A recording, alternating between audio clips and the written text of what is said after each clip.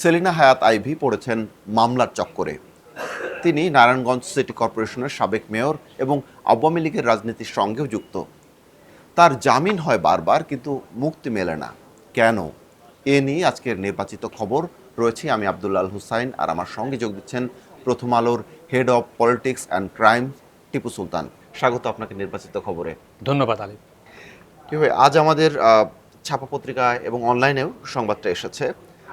শিরোনাম হচ্ছে জামিন হয় মুক্তি মেলে না, মামলার চক্করে আইভী। অর্থাৎ সেলিনা হায়াৎ আইভী, যিনি নারায়ণগঞ্জের সাবেক মেয়র, তাকে নিয়ে এই নিউজটা।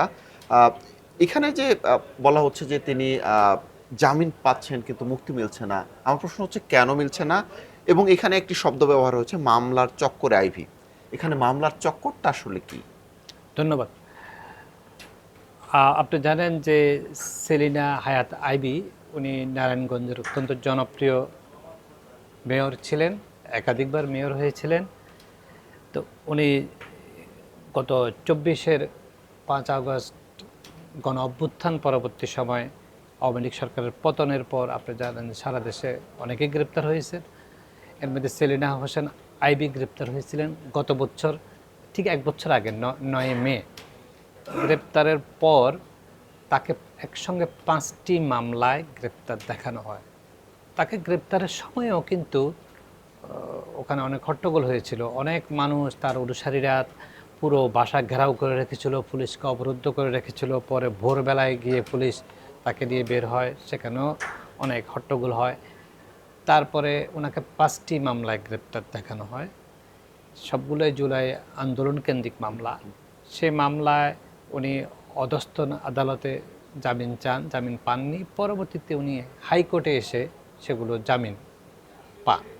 আদালত জামিন মঞ্জুর করার পর পুলিশ তাকে আরও 5টি মামলায় গ্রেপ্তার দেখানোর আবেদন করে নিম্ন আদালতে, এবং সেটা মঞ্জুর হয়। এবং শুধু তাই নয়, যে 5টি মামলায় হাইকোর্ট জামিন মঞ্জুর করেছিল সেগুলো স্থগিতের জন্য রাষ্ট্রপক্ষ আবেদন করে। সে আবেদনের প্রেক্ষিতে চেম্বার আদালত সেটা স্থগিত করে, হাইকোর্টের জামিন স্থগিত করে। ইতিমধ্যে আরও 5টা মামলা গ্রেপ্তার দেখিয়েছে। যে 5টা মামলা গ্রেপ্তার দেখিয়েছে সেই মামলাগুলোতে উনি আবার জামিন চান। অধস্তন আদালত জামিন দেননি। পরে আবার হাইকোর্টে আসেন, হাইকোর্ট জামিন মঞ্জুর করেন। আবার সেই জামিন মঞ্জুরের পর সেগুলো স্থগিতের জন্য আবার আবেদন করে রাষ্ট্রপক্ষ চেম্বার আদালত সেটা আবার স্থগিত করে। এরপর আরও 2টি হত্যা মামলায় তাকে গ্রেপ্তার দেখায় পুলিশ।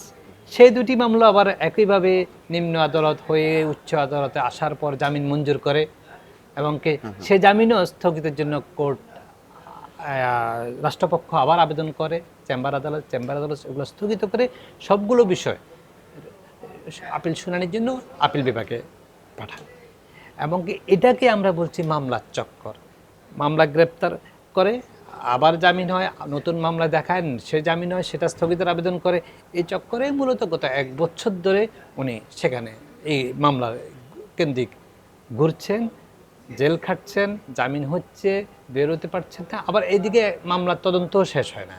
এই সব মিলিয়ে যে জুলাই মামলা কেন্দ্রিক যে সারা দেশে এই ঘটনা সত্য মামলায় অনেক হয়রানিমূলক আসামি হয়, অনেকে এরকম হয়রানির শিকার হয়, সেটারে একটা কেস স্টাডি বলতে পারেন যে আজকের এই নিউজটা।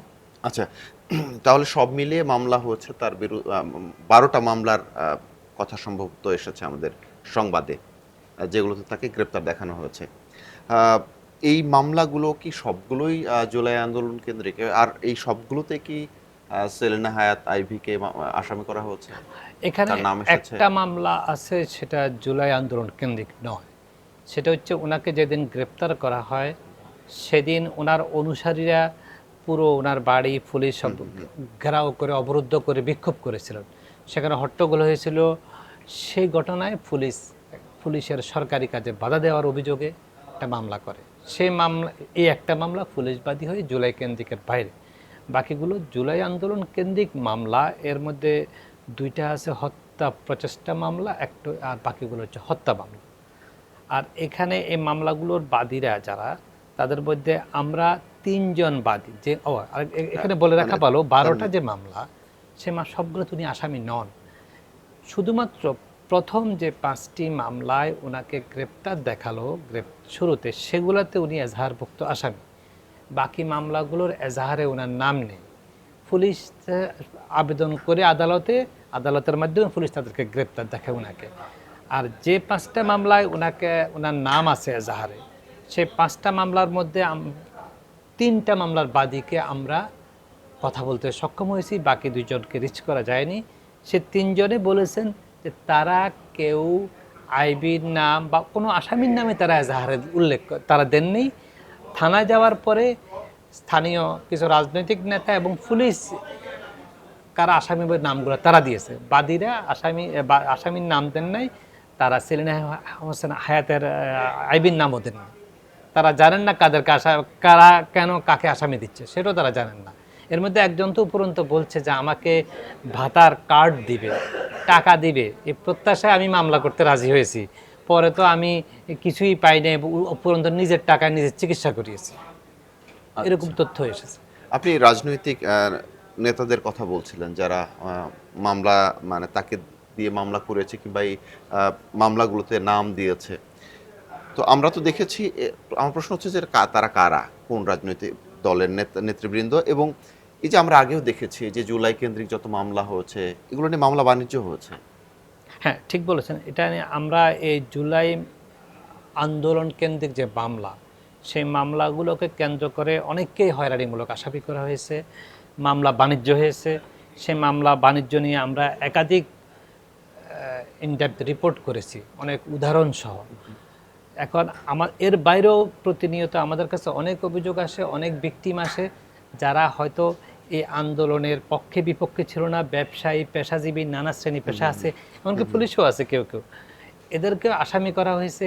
আসামি করার আগে এক ধরনের বাণিজ্য হয়েছিল। সে বাণিজ্যটা ছিল কি, যে আপনার এক ধরনের খসড়া এজাহার তৈরি করে মানুষকে দেখিয়ে টাকা নিয়ে নাম বাদ দেওয়া হয়েছে বা টাকা না দিলে নাম ঢোকানো হয়েছে। এখন আরেক ধরনের বাণিজ্য চলছে মামলাগুলো নিয়ে। কি সেটা? এখন মামলাগুলো চার্জশিট দেওয়ার সময়, এখন এই চার্জশিটে আপনার নাম থাকবে কি থাকবে না, এটা নিয়ে আরেক ধরনের বাণিজ্য হচ্ছে। আমরা নানাভাবে নানা জায়গা থেকে খবর পাচ্ছি।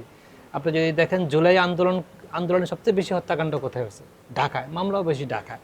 তারপরে আছে আপনার চট্টগ্রাম, ফেনী বা এরকম সাভার, বিভিন্ন জায়গায়। এসব জায়গায় প্রায় প্রতিটি মামলায় সত্যিকারী আসামির পাশাপাশি অনেক ঘটনাস্থলে ছিল না বা এলাকায় ছিল না বা কোনো রাজনীতির সাথে যুক্ত না, কোনো পদবৃত্তি নাই, শ্রেণী পেশার অনেককে আসামি করা হয়েছে।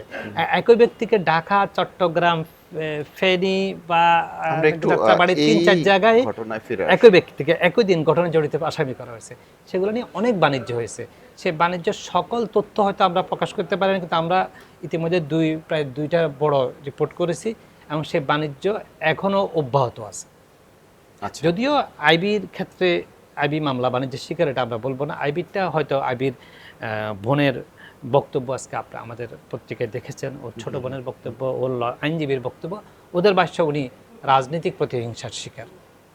অন্তর্বর্তী সরকারের সময় তো এরকম অনেক মামলা হয়েছে, আইনও করেছিল। তখন বলা হয়েছিল যে হয়রানিমূলকভাবে কাউকে আসামি যদি করা হলেও তাকে গ্রেপ্তার করা হবে না, আর গ্রেপ্তার করলেও মধ্যবর্তী একটি প্রতিবেদন দিয়ে আসামিদের মুক্তি দেওয়া হবে। এই যে আইভির যে মামলাগুলো, এখানেও কি সেটার কোনো প্রতিফলন ছিল?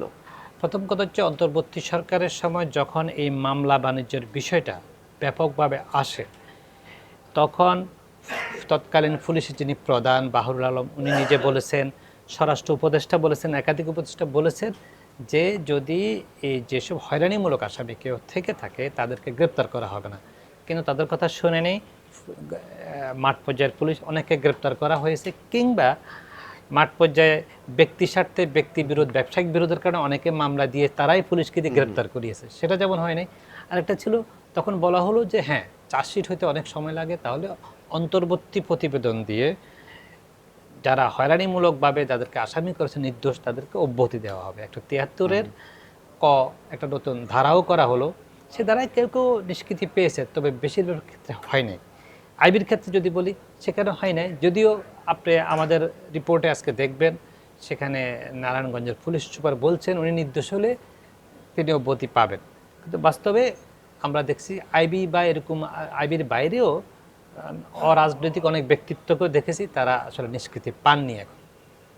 যেমনটা বলছিলাম যে সেলিনা হায়াৎ আইভী, তিনি তো নারায়ণগঞ্জ সিটি কর্পোরেশনের সাবেক মেয়র এবং একই সঙ্গে তিনি আওয়ামী লীগের রাজনীতির সঙ্গে যুক্ত। আহ, এই যে তার ক্ষেত্রে যে মামলাগুলো হয়েছে, গ্রেপ্তারের ঘটনা, এগুলো তো সেক্ষেত্রে সেটাও তো একটা ইস্যু নাকি? হ্যাঁ, সেটা একটা ইস্যু। সেলিনা হায়াৎ আইভীকে গ্রেপ্তারের পেছনে ওইটা একটা বড় কারণ। উনি আওয়ামী লীগের রাজনীতির সঙ্গে যুক্ত ছিলেন। আর জুলাই অভ্যুত্থান, জুলাই আন্দোলন, সে আন্দোলনকারীদের উপর নির্বিচারিক গুলিবর্ষণ, এগুলোর জন্য আওয়ামী লীগ সরকারকে দায়ী। আওয়ামী লীগের নারায়ণগঞ্জে বিশেষ করে আন্দোলনকারীদের উপর আওয়ামী লীগের সন্ত্রাসীরা হামলা করেছে, গুলি করেছে, সেসব ঘটনা আছে। সেসব ঘটনায় যারা আলোচিত, আপনি যদি বলেন যে শামীম ওসমান, যিনি আওয়ামী লীগের যখন 1996 সাল থেকে 2001 সাল পর্যন্ত ক্ষমতায় ছিল, তখন সারা দেশে 4-5 জন ব্যক্তি ব্যাপক আলোচিত হয়ে ওঠে সন্ত্রাসের জন্য, চাঁদাবাজির জন্য, ব্যক্তিগত বাহিনী পোষার জন্য। তার মধ্যে শামীম ওসমান একজন, যারা গডফাদার খেতাব পেয়েছিল। সেই শামীম ওসমান এবারে 2009 সালে আওয়ামী লীগ ক্ষমতায় আসার পরও তিনি নারায়ণগঞ্জের একচ্ছত্র নিয়ন্ত্রণ করতেন, বিশেষত অপরাধ জগৎ, বিভিন্ন খাতগুলো। তো এই জুলাই আন্দোলনেও ওনার বাহিনী, ওনার লোকদেরকে সন্দেহ করা হয় হামলার জন্য, এই জন্য। কিন্তু মনে রাখতে হবে, এই শামীম ওসমানের বিরুদ্ধে লড়াই করে সেলিনা হায়াৎ আইভী নির্বাচনে জিতেছেন, উনি মেয়র হয়েছে। এবং কি আমরা অনেক রিপোর্ট করেছি, বাংলাদেশের অন্যান্য গণমাধ্যম রিপোর্ট করেছে, সেলিনা হোসেন আইভী এবং শামীম ওসমানের বিরুদ্ধে ব্যাপক বিভেদ, দ্বন্দ্ব ছিল, রাজনৈতিক দূরত্ব ছিল। আইভী অনেকটা গণমানুষের নেতার মতো ছিল, আর শামীম ওসমান নিয়ন্ত্রণ করতেন রাজনৈতিক ক্যাডারদেরকে। এবং কি সে আইভীকে, যার কারণে যখন এই জুলাই আন্দোলনের মামলায় আসামি করা, গ্রেপ্তার করা হয়, তখন সেটাকে স্বভাবতই রাজনৈতিক উদ্দেশ্য প্রণোদিত বলে মনে করা হয়। আচ্ছা, এখন তো বিএনপির নেতৃত্বাধীন সরকার, নতুন সরকার, তাদের এই হয়রানিমূলক মামলার ক্ষেত্রে তাদের অবস্থান কি? একটা হচ্ছে, বিএনপি তো ক্ষমতায় আসলো এখনো 3 মাস মনে হয় নাই, 17ই ফেব্রুয়ারির তার মাঝামাঝি সরকার সময়ে। গঠন করে। তারপরে হয়তো এরকম হয়রানিমূলক গ্রেপ্তারের খবর খুব বেশি শোনা যায় না। তবে আইবির ইস্যুতে যদি দেখেন, আইবিকে প্রথমে গ্রেপ্তার সেটা অন্তর্বর্তী সরকার আমলে, তারপরে সে মামলার পরে জামিন হলো, জামিন স্থগিত চাইলো, নতুন আরও 5 মামলা গ্রেপ্তার দেখালো, সেগুলো অন্তর্বর্তী সরকারের আমলে হলেও বিএনপি দায়িত্বে আসার পরে, বিএনপি সরকার গঠনের পরেও ওনাকে 2টি হত্যা মামলায় সিদ্ধিরগঞ্জ থানার ওনাকে গ্রেপ্তার দেখানো হয়। সেই মামলায় উনি জামিন লাভ করলে সেগুলো জামিন স্থগিত চেয়ে রাষ্ট্রপক্ষ চেম্বার আদালতে যায়, জামিন স্থগিত করা হয়, শুনানি হয়।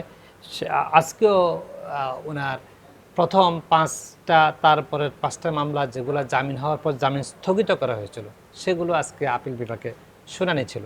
একটু আগে আমাদের এক সহকর্মী জানালো, সেগুলোর আজকে শুনানি শেষে আপিল বিভাগ হাইকোর্টের আদেশ বহাল রেখেছেন, অর্থাৎ ওনার জামিনটা এখন বহাল থাকলো, আরও 2টা মামলা এখনও বাকি আছে। অসংখ্য ধন্যবাদ আপনাকে আলোচনায় অংশ নেওয়ার জন্য। আপনাকে ধন্যবাদ। দর্শক, রাজনীতি, অর্থনীতি, অপরাধ সহ নানা বিষয়ের উপর নির্বাচিত খবর নিয়ে প্রতিদিনই আপনাদের সামনে হাজির হচ্ছি। এতক্ষণ সঙ্গে থাকার জন্য ধন্যবাদ। থাকুন ভালোর সাথে, আলোর পথে।